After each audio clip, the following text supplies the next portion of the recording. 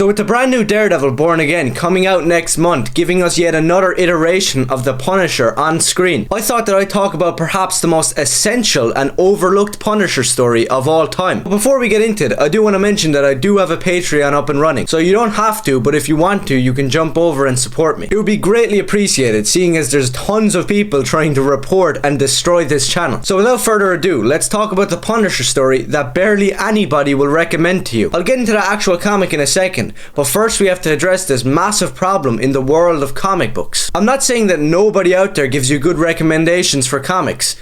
Well, I actually am kind of saying that, because if you type up the Punisher reading order onto YouTube, you'll probably get some of the worst comics featuring the Punisher. And this isn't exclusive to just one comic book character, it spans across almost every character out there. You look at Daredevil, I've read many articles and watched many YouTube videos that yeah, they do acknowledge that Frank Miller's run was essential and defining, but what you should actually read is Mark Waid's run. Your disease. And I'm the cure. Drop it!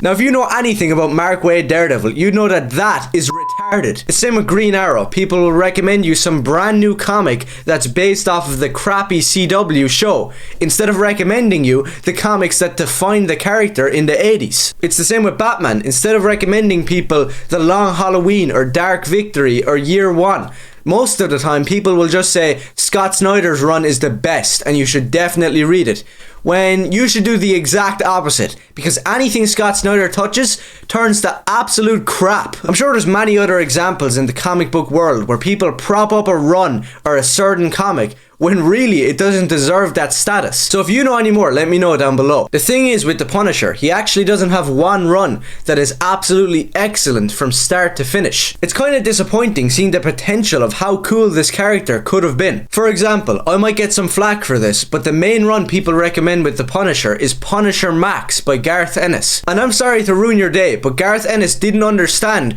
or ever make one good story for the Punisher. The Punisher by Garth Ennis was probably the first Punisher comic I ever read, and at the time I thought it was pretty good, but going back reading it, I realised how bad of a writer Garth Ennis really is, and it shows in every single one of his works. The Boys, absolute garbage. Preacher, overrated garbage. The Punisher is also goofy, boring garbage. Hey, you know Frank Castle, the veteran of war, whose wife and kid got gunned down in a park by the mob, and since that day he became the Punisher, vowing for vengeance, but not in this insane psychotic way, but in a way that was heroic. So many people get that wrong, and there's tons of YouTube videos and people out there that would probably disagree, but the Punisher isn't a villain. The Punisher is not an anti-hero. The Punisher is a hero. He's not insane, he's not a lunatic, he's just a heroic avenger. And you can see that in almost every run that isn't Garth Ennis's tripe. If you read the pretty solid Punisher Warzone,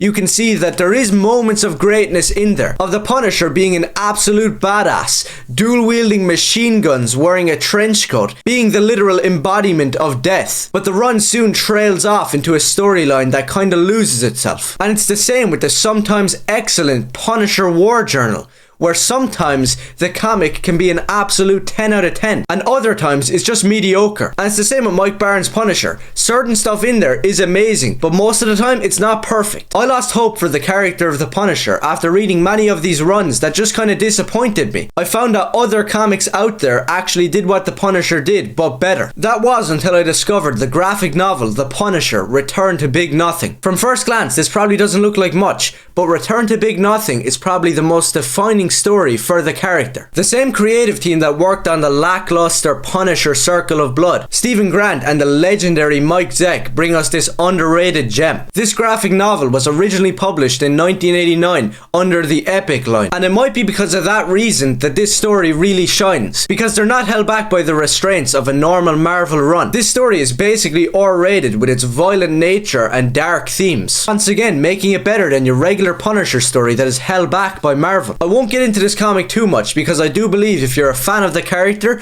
you should 100% pick up this comic. But I'll just give you the brief rundown. Through flashbacks in the story, we see that Frank Castle was stationed in a camp during Vietnam. It was called the Big Nothing, and whilst Frank was there, a guy called Sergeant Gorman was on Frank's case almost every day, basically just being a douchebag to everyone. And through the story, we see this young, starry-eyed man called Frank Castle, who just wanted to end his tour and get back to his wife and kids. But after an insidious betrayal in the Green Hell, Frank Castle realizes that Gorman wasn't who he seemed. Gorman left the man, Frank Castle, the dude he called a big nothing, for dead, and never expected to see his face again. Until many years later, where their paths cross again, and Gorman is forced to face the big nothing. And through this awesome story, it's proved that the Punisher is a hero. He doesn't just gun down every single person he sees. He has morals and strong beliefs when it comes to justice and the law. And by the end of the story, us the audience, as well as Sergeant Gorman, learned that Frank Castle died a long time ago. And right now, there is only the Punisher. That sentence and that philosophy embodies the character, and it's something that many writers and people out there cannot understand. Jon Bernthal's portrayal was completely incorrect and terrible in all of his own seasons and the episodes of Daredevil and whatever the hell else he was in. Stop shoehorning Jon Bernthal into these shows. Daredevil Born Again has him in it once again.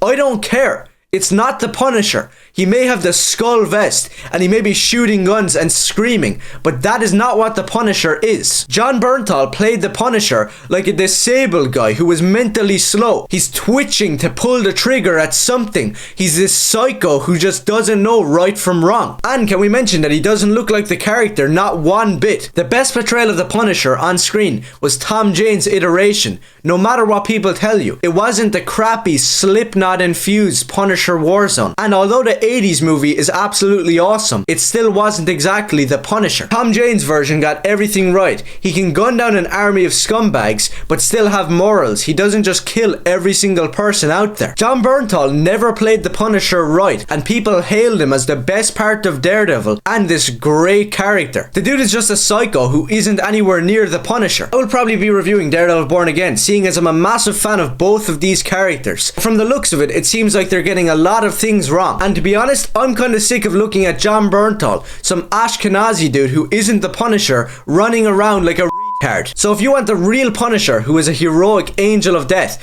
try to get your hands on this graphic novel as soon as possible. And to end the video, I'll just leave you with a quote from the story that sums up who the Punisher is. The Punisher states that all the criminals out there who cause harm to the world and put death onto other people laugh at the law. But he knows one thing for certain, that they don't laugh at him.